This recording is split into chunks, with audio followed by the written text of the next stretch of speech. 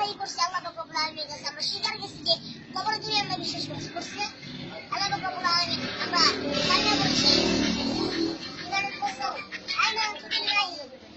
আমরা প্রথমে ইমান আনলাম আল্লাহ তাআলার উপর ওয়ালাইকাতিহি দ্বিতীয় ইমান আনলাম তার কিতাব সমূহের উপর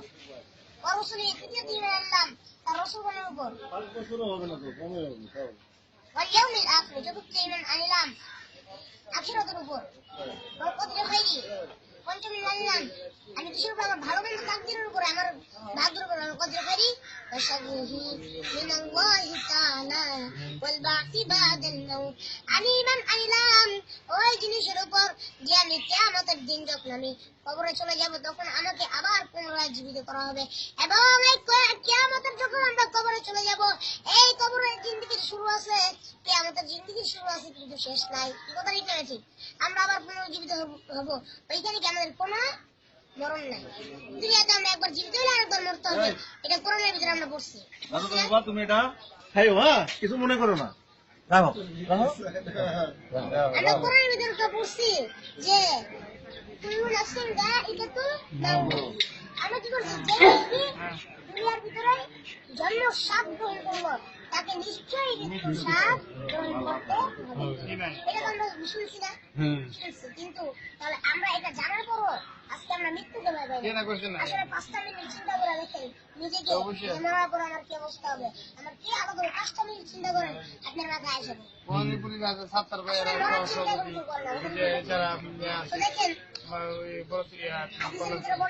আমাকে তো লিখতে আছে আজকে কম্পিউটারে লিখা হাদিসের ভিতরে বর্ণনা করছেন আজকে কম্পিউটারে লিখতে আছে তুমি লিখতে নিয়ে মহিলার কথা বলতেছে হাদিসের ভিতরে যে একটা মহিলা ছিল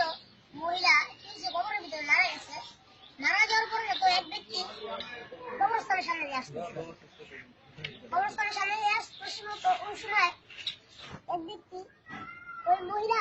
কবর থেকে ডাকতেছে মহিলা কবর থেকে ডাকতেছে মানুষ মারা গেছে কবর থেকে ওর মানুষ ডাকতে কেন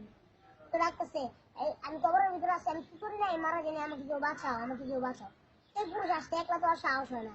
তো আরো 5-6 জনকে ডাইকে আনলো ডাইকে আনার পরে ইমাম সাহেবের কাছে গেল সবাই মিলে তো বলতেছে ইমাম সাহেব কবরের ভিতর থেকে এরকম ডাকার সামনে কি করবো 6 জন মিলে এখন ইমাম সাহেব বলে যদি জীবিত থাকে তাহলে তুমি কি করো যাইতে পারো যখন গেল যাওয়ার পরে এবার ওই মহিলাকে যখন কবর খুঁড়তে আরম্ভ করলো তখন কবরের ভিতরে দেখুন কবর দেওয়ার আগে ছুটি দেয় কবর উঠতে একটা ছোট টাইমের পরে 2-3টা ছুটি দেওয়ার উপর এরকম উঠেছে তখন মহিলা বলতেছে আপনারা আর ছুটি উঠেন না আমি কবরের ভিতরে উলঙ্গ আমার ঘরের সামনে আমার ঘর থেকে কেউ একটা কাপড় নিয়ে আসেন একটা পুরুষ যাইয়া তার ঘর থেকে কাপড় নিয়ে আসলো তারপরে কাপড়টা তাকে কি করলো ছুটির ভাগ দিয়ে দিল ওই কাপড়টা পরনের পরে তারপর বলতেছে যে ও আমার ভাইরা আপনারা সবাই চেপে যান আমি এখন এই কবরের ভিতর থেকে বাইরে হবো তো এমন একটা পরিস্থিতি যদি কেউ দেখে কবরের ভিতরে যে কি সাহস করবে সামনে যেতে তো কি করছে সঠিক সব উঠে দিছে এবার মহিলা উঠছে একটা দৌড় মারছে দৌড় মারে কোথায় তার ঘরের ভিতরে আজব কাহিনী না কি ব্যাপার মহিলা প্রথমে কবর থেকে ডাকলো আবার কাপড় ছেড়ে আবার কাপড় পরে দৌড় দিছে ঘরের ভিতরে তো ঘরের ভিতরে যে পিছন দিয়ে ছিটকি আটকে দেয় ঘরের ভিতরে বসে গেছে এবার পুরুষটা যা ডাকতেছে যে আপনি কে আপনি কবরের ভিতরে কি করতেছিলেন আপনি জীবিত দরজা খুলেন এবার ওই মহিলা বলতেছে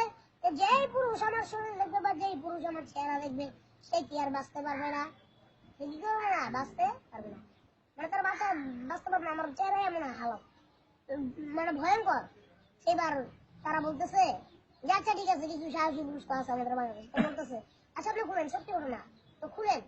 খোলার পরে খুললো মহিলা খোলার পর আয়সা দেখতেছে মহিলার মাথার কাপড়টা যখন মাথার ভিতরে সব জায়গায় কাপড় দেখছে বলতেছে সব জায়গায় কেন কাপড় দিয়ে রাখতেছে মাথাটা যখন উঠেছে দেখে মাথার ভিতরে কিছু নাই শুধু কঙ্কাল শুধু এই হাড্ডি গুলা দেখা যায় এবার মহিলাকে জিজ্ঞেস করতেছে আপনার কেন এই অবস্থা তখন মহিলা বলতেছে যে আমি দুনিয়ার ভিতরে আমি মুরব্বীদের কথা মানি নাই আমি এইরকম ভাবে চুল ছেড়ে দিয়ে রাস্তা করে হেঁটেছি কত পুরুষে দেখেছে এই কারণে ফেরেশতারা তো আমার চুল টেনে টেনে উঠিয়ে ফেলেছে এবং চুলের সাথে মাংস উঠিয়ে ফেলেছে